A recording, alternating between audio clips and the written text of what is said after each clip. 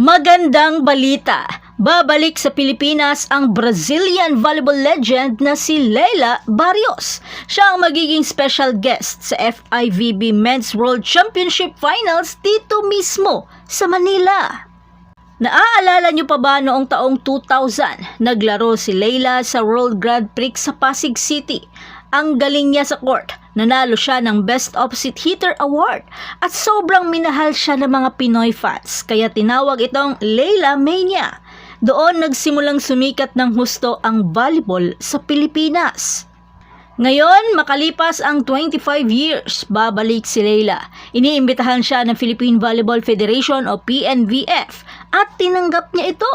Mapapanood niya ang mga pinakamagagaling na men's volleyball players dito mismo sa ating bansa. At eto ang nakakakilig, ang ating men's national team, ang Alas Pilipinas, magsisimula ng laban sa September 12 kontra sa Tunisia sa Mall of Asia Arena. Tatakbo ang tournament hanggang September 28 at ang malaking final match ay gaganapin sa Pasay kung saan si Leila ang magiging guest of honor.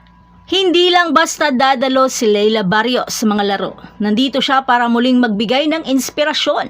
Noong 2000, siya ang nagpasikat ng volleyball dito sa atin at ngayon, dadalhin niya ulit ang parehong energy at passion para sa bagong henerasyon ng mga fans.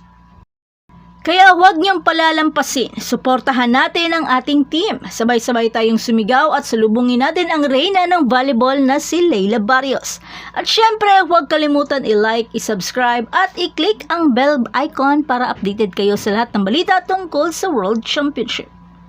Bom dia, pessoal! Olha que coisa linda!